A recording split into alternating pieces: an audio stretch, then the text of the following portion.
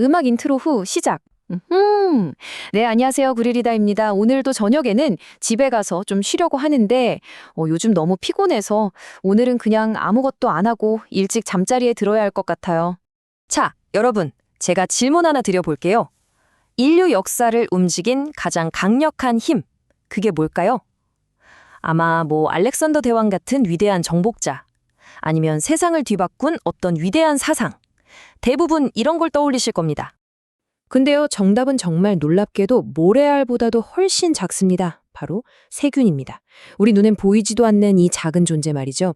그래서 오늘은 이 작은 생명체가 어떻게 인류 문명이라는 거대한 배의 항로를 틀어버렸는지 그 이야기를 한번 따라가 보려고 합니다. 자, 바로 시작하죠. 이야기의 출발점은 참 아이러니한 지점이에요. 인류가 이뤄낸 가장 위대한 성취, 바로 이 문명 있잖아요. 이게 어떻게 거꾸로 우리의 가장 큰 약점이 됐는지 그 얘기부터 해봐야 하거든요. 자, 여기 화면을 보시면 그 이유가 딱 보입니다. 마치 전용병을 만들기 위한 완벽한 레시피 같지 않나요? 첫째, 사람들이 도시에 빽빽하게 모여 살기 시작했죠. 둘째, 소나 돼지 같은 가축들이 우리 바로 옆에 있었고요. 바로 여기서 동물에게만 있던 결핵 같은 병들이 인간한테 전파하는 이른바 종간 전파가 뻥뻥 터지기 시작한 겁니다. 그리고 마지막으로 교역로. 이건 세균들한테는 전 세계로 뻗어나갈 수 있는 초고속 하이웨이를 깔아준 거나 마찬가지였어요. 물론 옛날 사람들이 처음부터 이건 세균 때문이야 하고 알았을 리는 없죠. 이 보이지 않는 적의 정체를 두고 엄청난 논쟁이 있었어요. 크게 두 파로 나뉘었는데 한쪽은 장기설이라고 해서 나쁜 공기, 그러니까 악취 같은 게 병을 일으킨다고 믿었고요.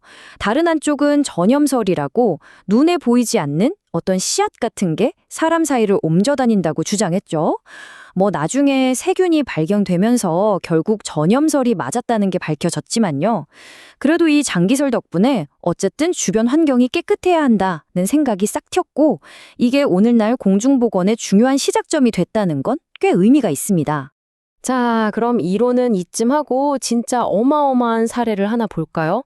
바로 세균이라는 보이지 않는 배우가 역사의 무대를 어떻게 뒤흔들었는지 보여주는 결정적인 사건. 네, 첫 번째 주자는 흑사병입니다. 중세 유럽을 그야말로 초토화시켰던 바로 그 이름이죠. 이 타임라인을 한번 보세요. 확산 속도가 정말 소름 돋을 정도예요. 1346년에 중앙아시아에서 시작됐는데 딱 1년 만에 배를 타고 유럽의 심장부로 들어옵니다. 그 시절 번영의 상징이었던 바로 그 교역로가 이제는 죽음을 실어 나르는 급행열차가 되어버린 거죠. 이탈리아, 프랑스, 스페인을 거쳐서 불과 몇 년 만에 유럽 대륙 전체가 말 그대로 시체로 뒤덮입니다. 이건 막을 수가 없는 속도였어요. 피해가 어느 정도였을까요? 여기 이 숫자를 한번 보시죠. 3분의 1. 이게 뭘 의미하냐면요. 단 몇 년 사이에 유럽 사람 3명 중 1명이 사라졌다는 뜻입니다. 최소한요. 이건 그냥 전쟁이나 재난 수준이 아니라 인류 역사에 기록된 적 없는 완전한 인구 붕괴였어요. 근데 진짜 역사는 알다가도 모를 일이죠. 이 끔찍한 파괴가 역설적이게도 새로운 세상을 여는 열쇠가 됩니다. 한번 보세요. 사람이 너무 많이 죽어서 노동력이 엄청나게 귀해졌겠죠? 그러니 살아남은 노민들 몸값이 뛰고 힘이 세지면서 중세사회를 지탱하던 봉건제가 와르르 무너지기 시작합니다. 신이 우릴 버렸다고 생각하니 교회의 권위도 땅에 떨어졌고요. 또 너도 나도 죽어나가니 이 재산은 누구한테 가야 하나 하는 상속 문제가 터지면서 근대적인 법이 발전하게 돼요. 결국 흑사병이 중세라는 시대에 마침표를 찍어버린 거나 다름없었어요. 그리고 흑사병이 남긴 아주 흥미로운 유산이 하나 더 있어요. 우리한테도 엄청 익숙한 단어죠. 바로 검역, 커런틴입니다. 이게 이탈리아어로 40일을 뜻하는 쿼란타 조린이라는 말에서 나왔대요. 당시 해상 무역의 중심지였던 베네치아에서 흑사병이 의심되는 배가 들어오면 무조건 40일 동안 바다에 묶어놓고 기다렸던 거죠. 병이 있는지 없는지 보려고요. 정말 절박한 상황에서 나온 아이디어가 현대 공중보건 시스템의 시작이 된 셈입니다. 자, 이번엔 무대를 확 바꿔서 아메리카 대륙으로 한번 가보시죠. 우리가 흔히 생각할 때 유럽인들이 아메리카를 정복한 무기는 번쩍이는 칼이나 시끄러운 총이었을 것 같잖아요. 근데요, 진짜 가장 치명적이었던 무기는 따로 있었습니다. 바로 그들 몸속에 숨어있던 보이지 않는 군대, 세균이었어요. 지금 보시는 이 그래프, 정말 말이 안 나올 정도로 충격적입니다. 왼쪽 막대가 콜럼버스가 도착하기 전이에요. 아메리카 대륙에 많게는 1억 명 가까이 살고 있었다고 추정되죠. 그런데 오른쪽 막대를 보세요. 불과 100년 좀 지났을 뿐인데 인구가 10분의 1로 줄어들었습니다. 그냥 줄어든 게 아니라 증발해버린 수준이죠. 이걸 그래서 대절멸이라고 부릅니다. 인류 역사상 단일 사건으로는 가장 끔찍한 인구 재앙이었어요. 아니, 어떻게 이런 일이 가능했을까요? 총 한 발 안 쐈는데 인구가 90%가 사라지다니요? 이유는 사실 굉장히 단순하고 그래서 더 비극적입니다. 수천 년 동안 다른 대륙과 완전히 고립되어 있었고 결정적으로 병을 옮길 만한 가축을 거의 키우지 않았어요. 그러니까 유럽이나 아시아 사람들은 온갖 가축들과 부대끼면서 자연스럽게 얻었던 질병 면역력이 이분들한테는 전혀 없었던 거죠. 아이러니하게도 그들의 깨끗했던 환경이 외부에서 온 세균에게는 아무런 저항도 못하는 최악의 약점이 된 겁니다. 그리고 이 세균이 일으킨 인구 붕괴는 끔찍한 비극의 도미노를 출발시켰습니다. 자, 보세요. 첫 번째 도미노. 유럽에서 온 질병 때문에 원주민이 90%나 죽었어요. 두 번째 도미노가 넘어갑니다. 갑자기 일할 사람이 없어지니 식민지 개척자들은 농장을 굴릴 수가 없게 됐죠. 그럼 이 부족한 노동력을 어디서 채울까요? 바로 여기서 세 번째, 그리고 가장 끔찍한 도미노가 넘어갑니다. 아프리카에서 사람들을 강제로 잡아와 노예로 부리는 대서양 노예 무역이 폭발적으로 커진 겁니다. 정말 기가 막히죠? 눈에 보이지도 않는 작은 세균 하나가 인류 역사상 최악의 범죄 중 하나인 노예 무역의 기폭제가 되었다는 사실이요. 자, 흑사병부터 아메리카의 대절멸까지 역사를 보면 이 작은 세균의 힘이 얼마나 무서운지 똑똑히 알 수 있습니다. 그럼 이런 질문이 생기죠. 그래서 지금은 과학이 이렇게 발전했는데 이제는 괜찮은 거 아니야? 네, 지난 수백 년간 인류는 정말 눈부신 발전을 이뤘습니다. 그렇다면 이제 우리는 이 보이지 않는 적들을 완벽하게 정복했다고 자신 있게 말할 수 있을까요? 안타깝지만 대답은 아니오에 가깝습니다.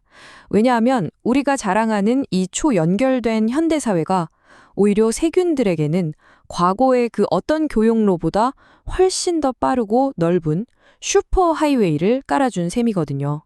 생각해보세요. 비행기 타면 하루 만에 지구 반대편으로 바이러스를 옮길 수 있는 세상이잖아요. 물론 우리가 천연두 같은 병은 정복했죠.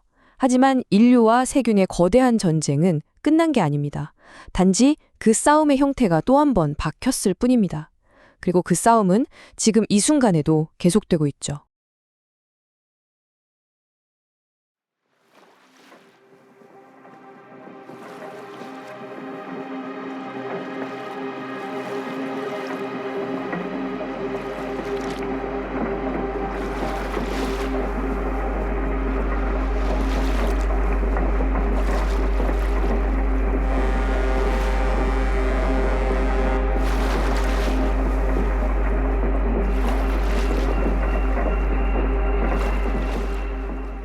역사가 뭐라고 생각하세요? 보통은 위대한 왕이나 장군, 아니면 거대한 전쟁 같은 걸 떠올리시죠? 그런데 만약에요, 인류 역사의 물줄기를 바꾼 진짜 주인공이 우리 눈에 보이지도 않는 아주 작은 존재들이었다면 어떨까요? 이번 시간에는 전염병이 어떻게 오늘날 우리가 사는 이 현대를 만들었는지 그 놀라운 이야기를 한번 파헤쳐 보겠습니다. 바로 이 문장이 오늘 저희가 하려는 이야기의 핵심을 정확히 꿰뚫고 있는 것 같아요.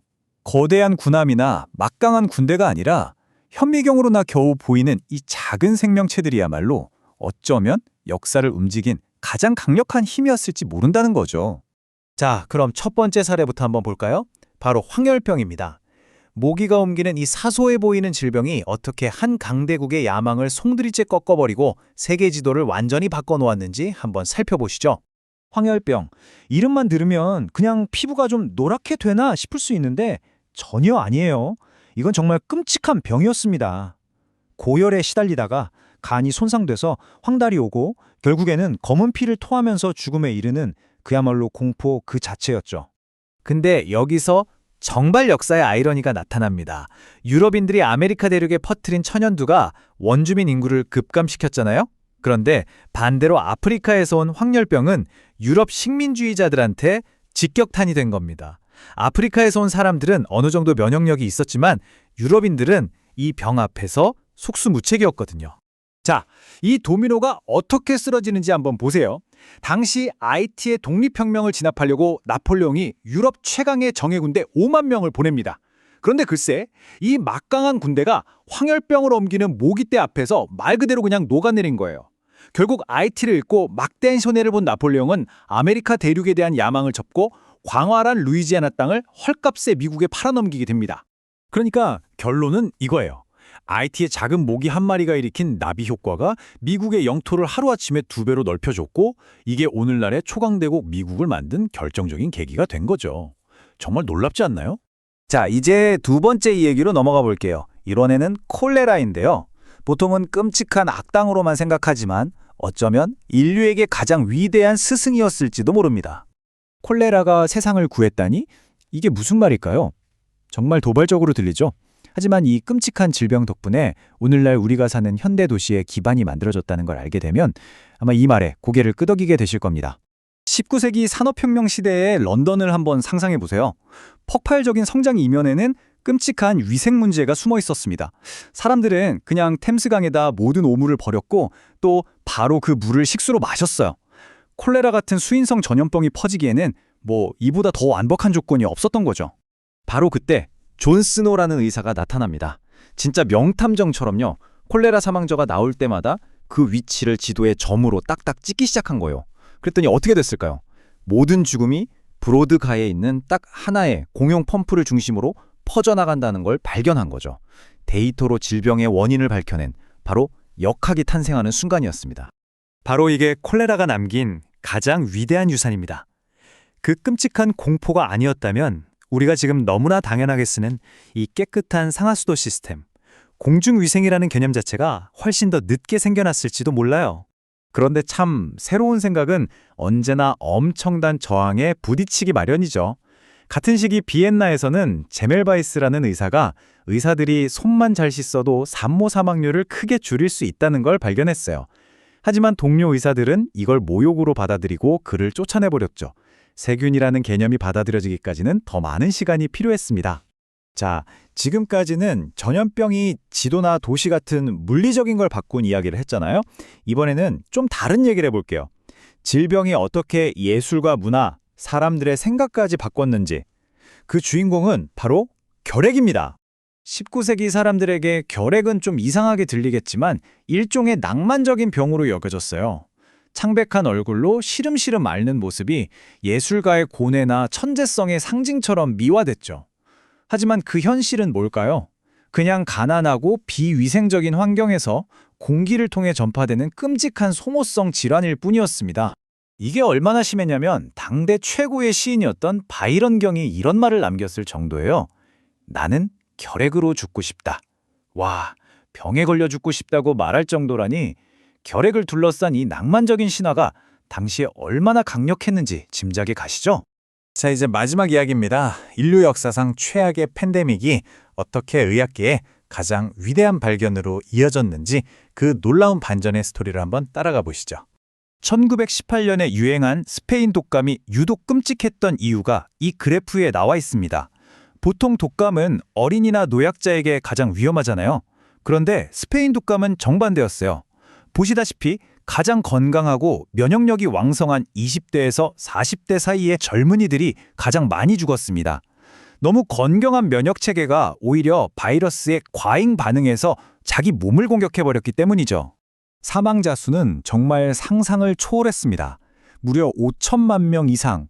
이게 어느 정도냐면요. 4년 내내 싸운 1차 세계대전의 모든 군인과 민간인 사망자를 합친 것보다도 더 많은 숫자예요. 이 독감 하나 때문에요. 이쯤 되니 전쟁도 더 이상 계속할 수가 없었죠. 그런데 여기서 정말 중요한 사실이 하나 있습니다. 스페인 독감 희생자들의 직접적인 사인은 독감 바이러스 그 자체가 아니었어요.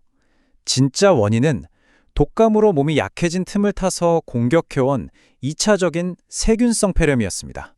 바로 이 지점에서 역사가 바뀌는 순간이 찾아옵니다. 스페인 독감 이후에 과학계는 이 무서운 2차 세균 감염을 막을 방법을 찾기 위해 필사적으로 매달렸어요. 그리고 그 노력의 끝에서 알렉산더 플레밍이 기적적으로 페니실린을 발견하게 된 거죠. 인류 최악의 비극이 기적의 약이라 불리는 항생제 시대를 열어버린 겁니다. 자, 오늘 이야기 한번 정리해볼까요? 황열병은 제국의 운명을 바꿨고 콜레라는 현대 도시의 토대를 만들었습니다. 결핵은 예술과 문화의 흐름을 바꿨고 스페인 독감은 현대의학의 새로운 시대를 열었죠. 이 모든 것이 우리 눈에는 보이지 않는 아주 작은 존재들이 일으킨 변화였습니다. 우리는 보통 역사를 이야기할 때 위대한 왕이나 장군, 대통령 같은 사람들을 떠올리잖아요. 그런데 오늘 이야기를 들어보니 어떠세요? 어쩌면 역사를 움직이는 가장 강력한 힘은 처음부터 끝까지 우리 눈에 보이지 않는 존재들이 아니었을까요? 이 질문을 여러분께 던지면서 오늘 분석은 여기서 마치겠습니다.